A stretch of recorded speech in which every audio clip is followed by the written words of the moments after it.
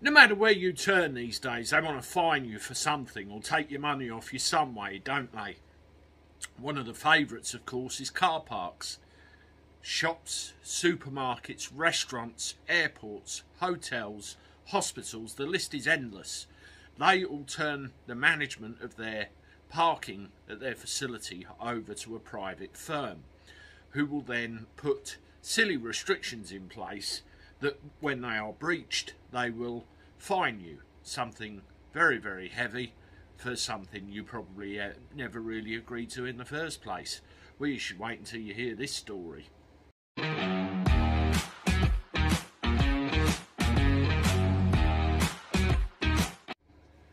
Hello everybody, welcome back to the channel. Hope you're doing alright. I'm not too bad, not too bad. Let me know how you are in the comments. This is the last video of the day. Unless anything else crops up that needs to be reported on, I will be back bright and early at 8 o'clock tomorrow morning. So let's get on with this story, shall we? I want to talk to you about a lady called Kat and her son Zane. Kat decided to take Zane to a McDonald's. And, you know, every kid loves McDonald's. I know it's bad for you and all the rest of the stuff, but kids love the stuff, don't they? You've got all that lovely junk food, there's a soft play area and everything else. Well, Kat, you know, this happened at the McDonald's at Walsgrave, Coventry. And she went there with her two children, not just Zane, there was her other child as well. Had a meal, had fun, the kids were in there, she left. Didn't think anything of it. Well, what happened, of course, she received a fine in the post from the private parking company that, you know, oversaw the parking management of the car park there. And initially, she got a 50 quid fine. And because she's gone, hello, what's all this about, and kicked and screamed and everything else, the cost has now risen to 170. It turns out she overstayed her welcome by 14 minutes in the car park. So for that 14 minutes of time, she's now got a 170 quid bill on her hand. Now, as a single parent, never been in any debt before, she's very, very worried about this and wondering what she's got to do. And she said that she certainly wouldn't have gone to McDonald's if she knew that there was a time limit. There's another guy called Marcus who went to a McDonald's with his kids and overstayed his welcome by 10 minutes. 10 minutes, folks. Usually you get anything between 60 to 90 minutes in a McDonald's car park, at least the ones I've parked in at the airports, and you clear off. But when you're with kids and trying to get them out the play area and everything else, it can be a bit of an impossibility. This is another example of where these vulture-like parking companies just rule by fear, intimidation and money grabbing. And they've both been told in both cases that they'll have to fight their case in court.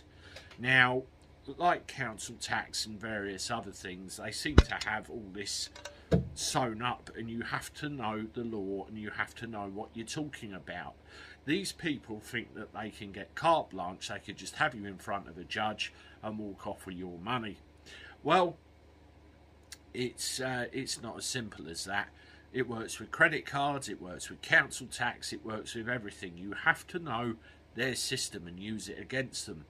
Now, a little while ago, well, probably in the last few years, there was a case that went to court where it was an individual against a parking company, and the parking company won. So what they do, they get all bold and everything, and they quote this as a precedent on any letters they send out. They go, just to make you aware, we've had this before and they won, so any kicking and screaming isn't going to work.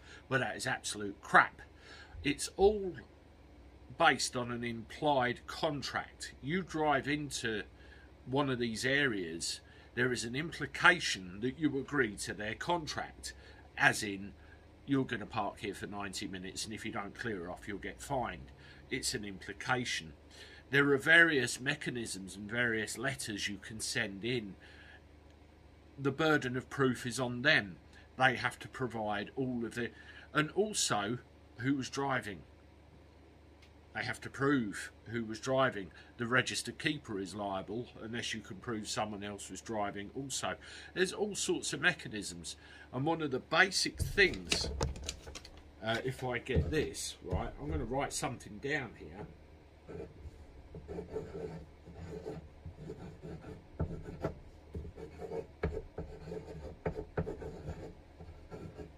Looks like an earthquake, doesn't it?